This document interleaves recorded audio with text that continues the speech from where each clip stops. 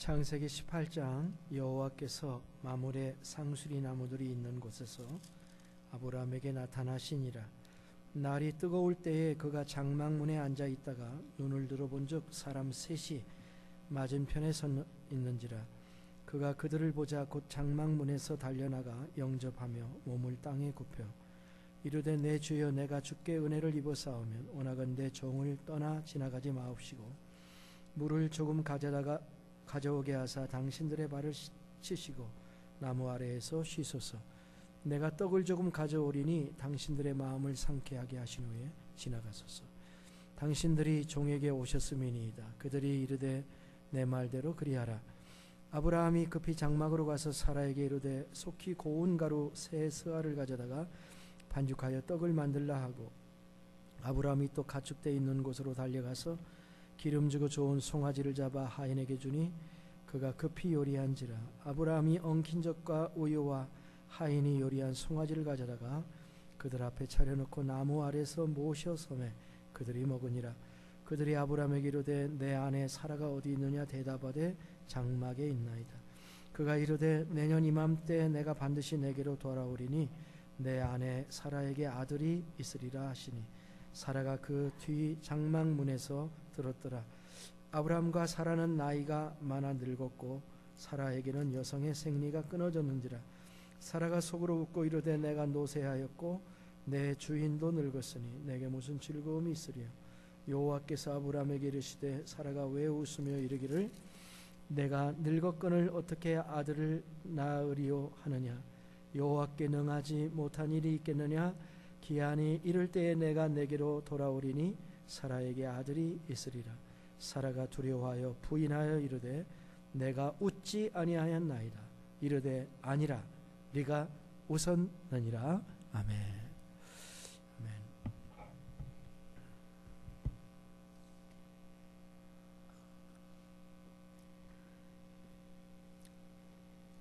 오늘의 말씀은 성경의 스토리 중에도 매우 드문 스토리 중에 하나입니다. 그것은 하나님이 인간의 몸을 입고 아브라함에게 찾아오셨다는 그런 스토리이기 때문에 그렇습니다. 이것을 일컬어서 구약의 성육신 사건이라고 말할 수도 있겠죠.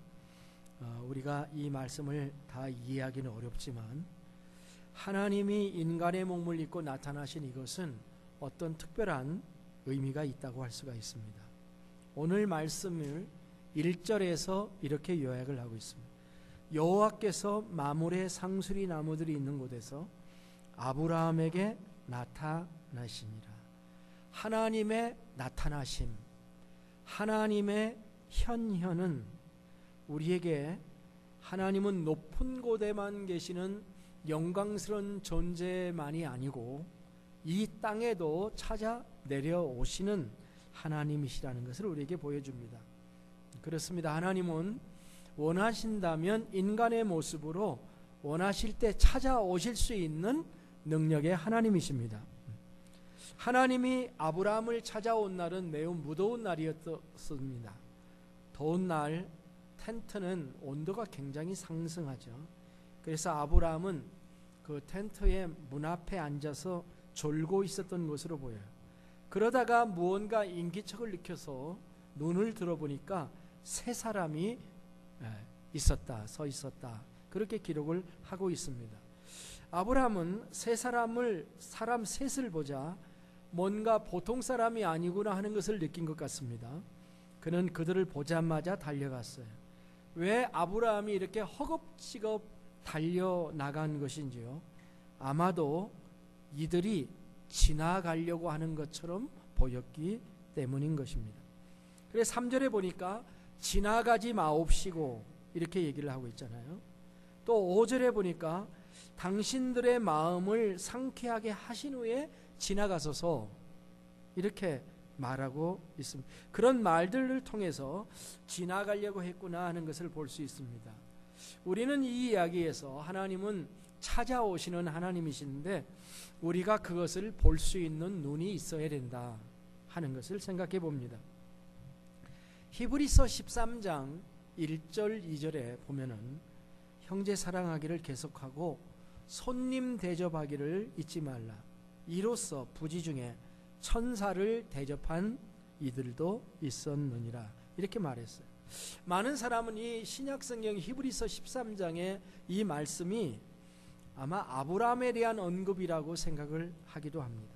그러나 아브라함이 이들을 영접할 때 부지 중에 영접한 것인가, 알지 못한 상태에서 영접했다라는 뜻이죠. 부지 중에라는 말이. 그것은 질문의 여지가 있다고 생각합니다.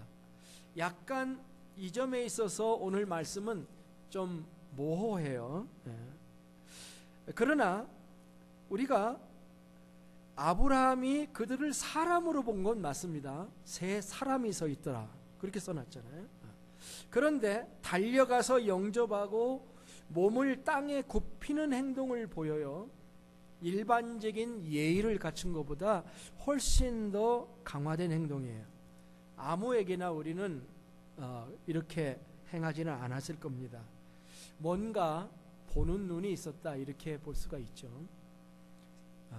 사람 보는 눈이 있었을까요?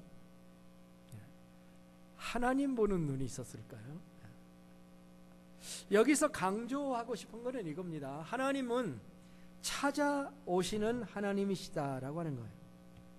아무리 사람 보는 눈이 있거나 무언가를 보는 눈이 있다 할지라도 찾아오시지 않는다면 무슨 소용이 있겠습니까?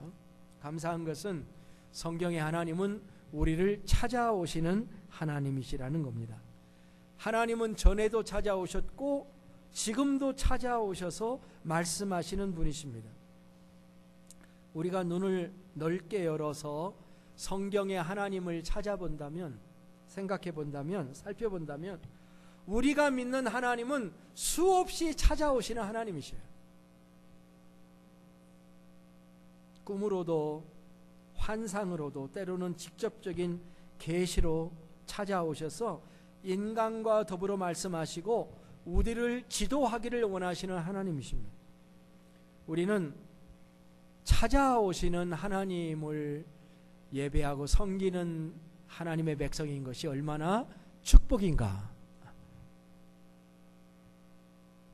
자, 그런데 하나님이 찾아오실 때 그 찾아오시는 조건이 무엇일까요? 찾아오시는 하나님에 대해서 빛을 주는 사건 하나가 있는데, 저는 그게 신약 성경 요한복음 4장에 있는 사마리아 여인의 이야기라고 생각합니다. 예수님이 사마리아를 찾아갔는데요, 특별히 사마리아 여인을 찾아가신 것입니다. 그리고 그와 대담을 하시죠. 말씀을 하십니다. 그리고 이런 유명한 말씀을 남겨주셨어요. 아버지께 참되게 예배하는 자들은 영과 진리로 예배할 때가 오나니 곧 이때라. 아버지께서는 자기에게 이렇게 예배하는 자를 찾으시느니라. 하나님은 자기를 참으로 예배하는 자들을 찾으시는 하나님이십니다. 이 하나님을 우리가 만나야 되겠죠. 그걸 우리에게 가르쳐주고 계신 것입니다. 우리가 오해하지 말아야 될 것은 하나님은 반드시 거룩하고 완전한 사람에게만 찾아오시는 분은 아니시다라고 하는 사실입니다. 사마리아 여인에게 찾아오셨듯이 범죄한 아담과 하와에게도 찾아오셨듯이 우리 지난 시간에 본 것처럼 범죄하려는 가인에게도 찾아오셔서 범죄를 예방하려고 하나님이 하신 것을 우리가 이미 보았습니다. 자, 오늘의 말씀에서 하나님은 왜 아브라함을 찾아오셨을까요? 늘 말씀을 하시던 하나님이 왜 이렇게 보이는 모습으로 아브라함을 찾아왔을까요? 저는 그것을 순종에서 찾고 싶습니다. 순종. 99세 때에 나타나셔서 인생 다 산 것 같은데 말입니다. 늦은 나이에 99세 때 나타나셔서 이름을 바꿔주시고 아들을 약속해 주시고 할례를 행하라고 명령하신 하나님께 아브라함은 처음에는 반문했어요. 독백도 했죠. 그렇지만 결국 하나님의 뜻을 받아들이고 순종했습니다. 그 순종은 할례를 행함으로 나타났어요. 일반적으로 사람들은 몸에 칼을 대는 것을 별로 즐거워하지 않습니다. 그것도 중요한 남자의 장기에 칼을 대면 며칠 동안 아주 고통 속에 있어야 하는 희생이 필요한 일을 순종하는 것을 결정하는 건 쉬운 게 아니죠. 근데 하나님께서는 이렇게 자기의 말씀에 순종해서 할례를 행하는 아브라함을 보고 싶었던 것이라고 생각해요. 여러분, 자녀가 이쁘지만 순종하는 자녀는 얼마나 더 이쁩니까? 그래서 찾아오신 것이 아닐까, 이런 생각을 해봅니다. 사도 바울은 빌립보에서 예수님을 이렇게 말했습니다. 그는 근본 하나님의 본체이지만은 하나님과 동등됨을 마땅한 일로 여기지 아니하시고 오히려 자기를 비워 종의 형체를 가지고 이 땅에 내려오셔서 사람의 모양이 되시고 죽기까지 자기를 낮추시고 복종하셨다. 십자가에서 죽으셨다. 이런 말씀을 하셨습니다. 이런 예수님을 하나님이 보실 때 얼마나 이쁘셨을까요? 사랑스럽겠는지요. 그래서 공생의 초반에서 예수님이 침례받을 때 하나님이 뭐라고 하셨어요? 요단강에 침례받을 때, 그리고 십자가를 지는 것을 앞두고 변화산상에서 하나님께서 그 아들을 보면서 이렇게 얘기했잖아요. 이는 내 사랑하는 아들이요 내 기뻐하는 자라, 이렇게 말씀하셨어요. 이런 맥락에서 이 말씀을 보면은 순종하는 아브라함을 너무 사랑스럽게 하나님이 보시고 그런 형체로 찾아오시게 되었다라고 생각을 해요. 자, 그러면 하나님은 어떤 목적을 가지고 찾아오시는가? 하나님은 찾아올 때는 목적이 있습니다. 우리를 찾아올 때도 목적이 있으시고요, 아브라함을 찾아오신 목적도 있는데요, 그 목적을 몇 가지를 살펴보려고 합니다. 첫째는 확신을 심어주고자 찾아오신 것 같습니다. confirmation, confirm이라는 단어를 생각하면 좋겠습니다. 우리가 어떤 것을 예약하면, 티켓팅을 하면 confirmation 넘버를 받습니다. 하나님이 아브라함이 믿음을 가지고 할례를 행하는 순종을 보이자 그에게 자신의 약속을 다시 한번 컨펌해주고 싶은 마음을 가지신 것으로 보입니다. 그래서 하나님은 아브라함에게 이렇게 얘기합니다. 내 아내가 어디 있느냐? 장막에 있는데요. 내년 이맘때에 내가 반드시 내게로 돌아오리니 내 아내 사라에게 아들이 있으리라. 이렇게 하나님께서 말씀하시는 데서 그것을 우리가 볼 수가 있습니다. 여기서 하나님은 아브라함에게 네 아내 이름이 뭐냐? 이렇게 안 물으셨어요. 사실 사라의 이름을 사라라고 이름 지어 주신 분이 하나님이시죠. 근데 하나님이 네 아내 사라가 어디 있느냐 이렇게 물을 때 아브라함은 탁 깨달은 거예요. 하나님이시구나. 왜냐하면 사례를 사라로 바꿔준 게 누구예요? 하나님이시에요. 그리고 이거 아무에게도 얘기를 안 했는데 사라가 어디 있느냐 이렇게 말씀하시는 것을 이렇게 듣고서 깨달은 거죠. 그 이름을 주신 분이 하나님이기 때문에 자연 법칙을 무너뜨리고 하나님의 능력으로 사라에게 아들을 주시려고 하나님은 다시 찾아오셔서 내년 이맘때라는 구체적인 시간을 다시 한번 반복하심으로 아브라함에게 확신을 주고자 하신 것입니다. 두 번째는 하나님께서 아브라함에게 찾아오신 두 번째 목적은 교제하기 위함입니다. 여러분 요한계시록 3장 20절을 기억하죠? 볼지어다 내가 문 밖에 서서 두드리노니 누구든지 내 음성을 듣고 문을 열면 내가 그에게로 들어가서 그 집안을 다 접수하리라. 그렇게 돼 있나요? 들어가서 뭐 한다고 그랬어요? 그와 더불어 먹고 마시리라. 그렇게 말씀해요. 예, 진정한 교제는 음식의 나눔이 있는 것 같습니다. 그래서 하나님께서 아브라함의 음식을 좀 얻어먹고 싶으십니다.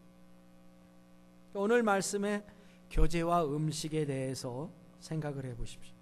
먼저 초청의 말이 있습니다. 아브라함이 초청을 하고요, 또 응낙하는 말이 있어요. 내 주여, 내가 주께 은혜를 입어 싸우면 원하건대 종을 떠나가지 마옵시고 물을 조금 가져오게 하사 당신들의 발을 씻으시고 나무 아래 쉬소서. 내가 떡을 조금 가져오리니 당신들의 마음을 상쾌하게 하신 후에 지나가소서. 당신들이 종에게 오셨음이니이다. 초청장이죠. 초청하니까 하나님 뭐라고 했어요? 네 말대로 그리하라. 이렇게 허락이 떨어지지 않습니까? 그리고 풍성한 음식이 있습니다. 6절부터 8절에 보면은 아브라함이 급히 장막으로 가서 사라에게 고운 가루 세스아를 가져다가 반죽하여 떡을 만들라 그랬어요. 이 세스아가 상당히 많은 그 밀가루입니다. 떡을 조금이라고 앞에서는 얘기했는데 실제로 이 세스아는 상당히 많은 밀가루라고 그래요. 근데 아내에게 떡을 만들라고 얘기를 하고 가축이 있는 곳으로 달려가서 달려가고 있는 아브라함의 모습이 보입니까? 막 달려가서 송아지를 하나 딱 살찐 송아지를 잡아가지고 하인에게 주고 급히 요리를 시키고, 그 다음에 아브라함이 엉킨 젖과 우유와 하인이 이루한 송아지를 가져다가 떡과 함께 놨겠죠. 그들 앞에 차려놓고 나무 아래서 모셔 서서 섬에 그들이 먹으니라. 아브라함은 서빙을 하고 있는 거죠. 지극정성으로 음식을 준비해서 차려놓고 모셔서서 수종 들고 있는 아브라함의 모습, 하나님이 인간에게 음식 대접을 받고 있는 매우 독특한 모습을 보게 됩니다. 섬김의 기회를 하나님이 주시는 그런 모습이에요. 아브라함은 매우 행복한 마음으로 지금 서빙을 하고 있는 것입니다. 우리에게 섬김의 기회를 하나님이 주신다면 우리는 찬양해야 되겠죠. 나와 교제하며 음식을 나누기를 원하시는 하나님, 나와 나의 섬김을 받으시는 하나님이 계시다는 것은 우리에게 행복인 줄로 믿습니다. 이렇게 하나님은 아브라함과 교제하기 위해서 오셨습니다. 또한 하나님은 교정하기 위해서 오셨습니다. 이것은 특히 사라에 대한 이야기입니다. 당시에 텐트는 방음시설이 안 되었을 것이 틀림이 없습니다. 하나님은 내년 이맘에 내가 반드시 내게로 돌아오리니 내 아내 사라에게 아들이 있으리라, 이렇게 말씀을 하셨을 때 사라는 그 밖에서 뒤에서 들었고 속으로 웃었습니다. 사라가 웃은 것은 이유가 있어요, 없어요? 사라 나름대로의 이유가 있는 거죠. 왜냐하면 남편도 늙었고, 이 말을 읽는데 웃음이 나와서, 남편도 별 볼 일 없고 그게로 뭐예요? 남편도 늙었고 사라는 생리가 끊어졌기 때문에. 12절에 이렇게 설명해 놨어요. 내가 노쇠하였고 내 주인도 늙었으니 내게 무슨 즐거움이 있으리요. 현찮은가 봐요, 아브라함이. 내게 무슨 즐거움이 있으리요. 자녀 생산의 즐거움을 말하는 것 같기도 하고 에브리띵을 말하는 것 같기도 합니다. 근데 놀랍게도 하나님은 사라가 자기 속으로 말했는데 들으신 거예요. 야, 하나님은 우리가 속으로 하는 말도 들으시는구나. 예? 그래서 여호와께서 아브라함에게 이르시되 사라가 왜 웃으며 이르기를 내가 늙었거늘 어떻게 아들을 낳으리요 하느냐. 여호와께 능치 못한 일이 있느냐. 기한이 이를 때 내가 내게로 돌아오리니 사라에게 아들이 있으리라. 사라는 웃고 있고 하나님은 사라를 혼내고 있는데, 재밌는 것은 이 사건에서 아브라함이 침묵하고 있는 겁니다. 웃지 않는 아브라함과, 아브라함은 지금 시리어스예요. 웃는 사라예요. 아브라함은 왜 안 웃었을까요? 사실은 아브라함은 이미 웃었어요. 이미 앞에서 웃었어요. 앞에서 이미 해봤던 일이에요. 사라가 자기의 길을 지금 따라오고 있는 거죠. 아브라함도 처음에는 하나님에게 이스마엘이나 살기를 원합니다라고 말했다가 혼난 기억이 있는 거죠. 그래서 하나님은 사라의 웃는 이야기를 아브라함에게 하는 겁니다. 근데 사라는 하나님 앞에서 자기의 웃은 것을 부인하는 희한한 일이 벌어집니다. 저는 여기서 진리를 하나 봤어요. 여자가 우기는 것은 하나님도 못 말린다. 내가 웃지 아니했나이다. 그러니까 하나님은 네가 웃어노나 그렇게 말씀하시는데 부정해요. 야, 하나님 앞에서도 거짓말을 하는 담대한 여자들. 원래 아내와 남편은 같은 생각을 가져야 됩니다. 아마도 아브라함은 자신과 하나님과의 관계에서 일어난 일을 아내한테 다 말해주지 않았는 것 같습니다. 얼마 전에 일어난 일을. 인간들은 다 같습니다. 아브라함이 가졌던 마음을 사라도 가졌어요. 둘 다 웃었어요.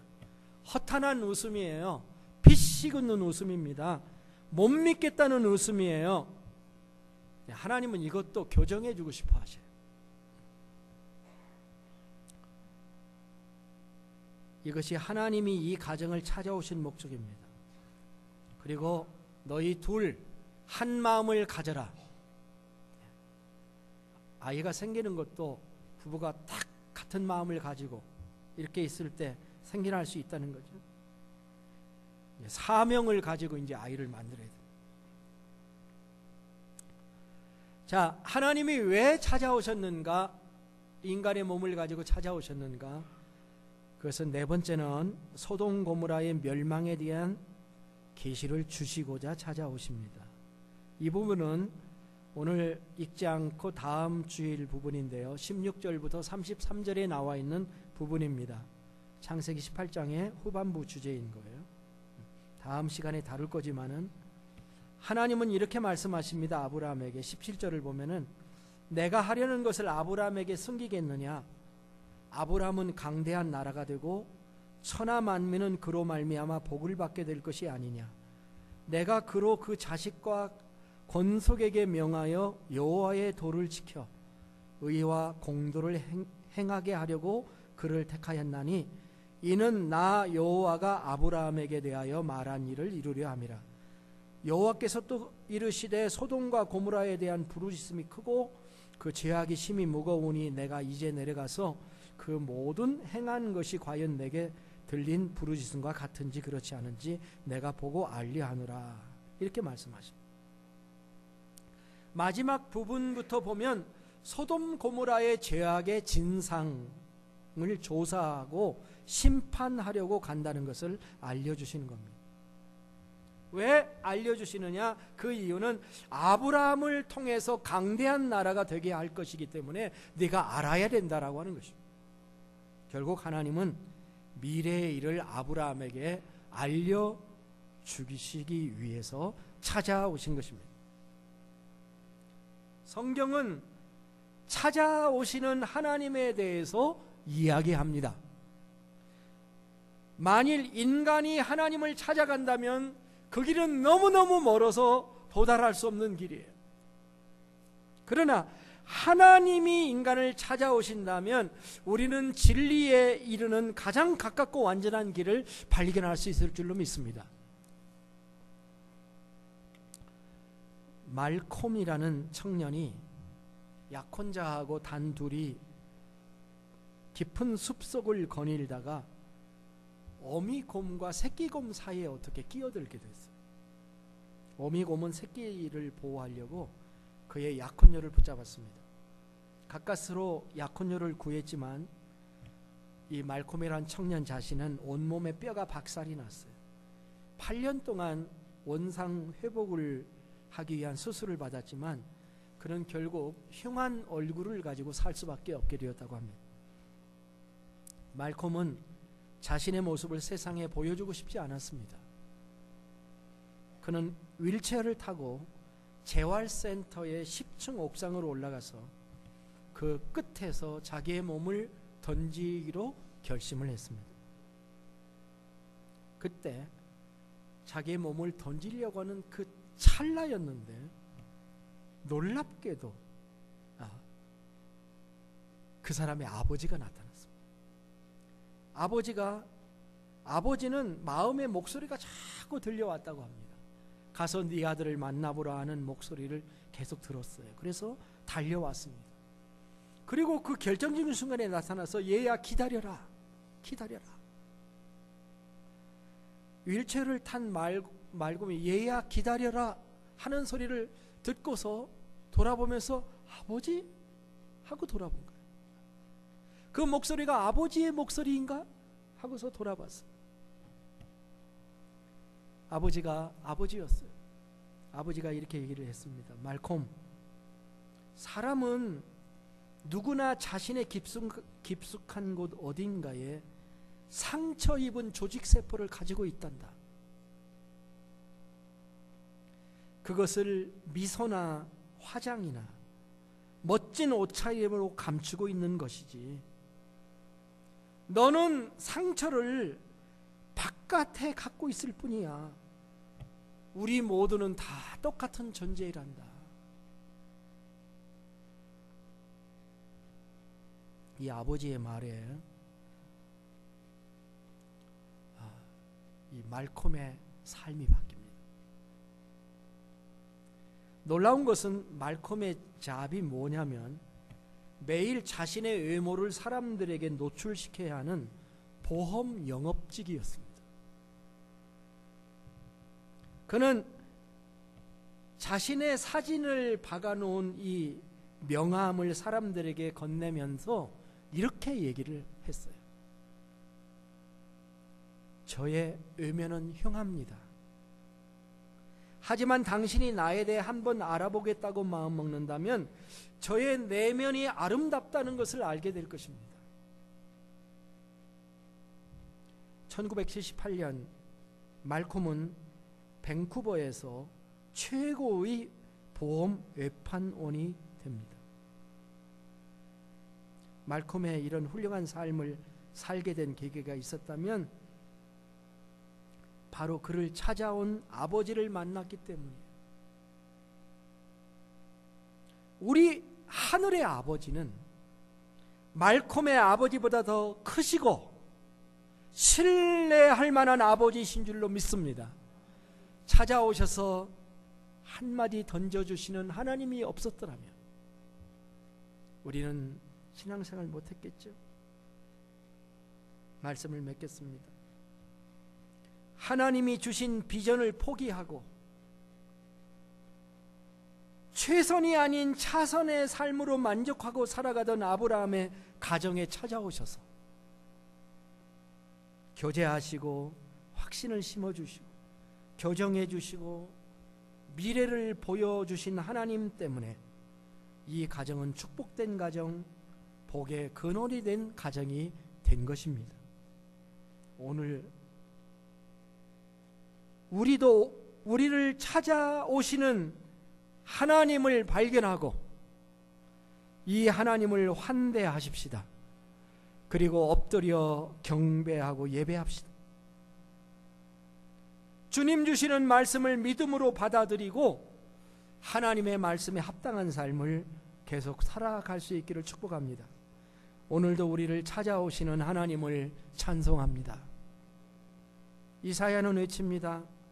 오라 우리가 서로 변론하자. 너희의 죄가 주홍 같을지라도 눈과 같이 희어질 것이요 진홍같이 붉을지라도 양털같이 희게 되리라. 너희가 즐겨 순종하면 땅에 아름다운 소산을 먹을 것이요 너희가 거절하여 배반하면 칼에 삼켜지리라. 여호와의 입의 말씀이니라. 에레미야도 외칩니다.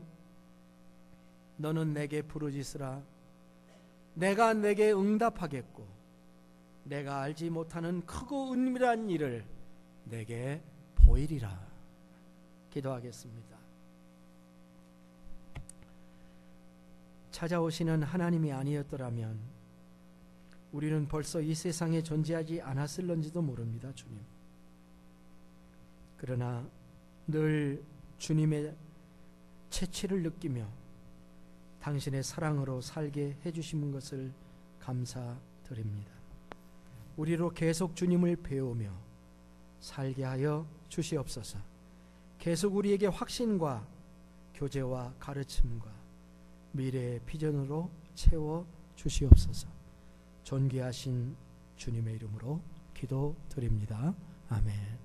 다 함께 일어나셔서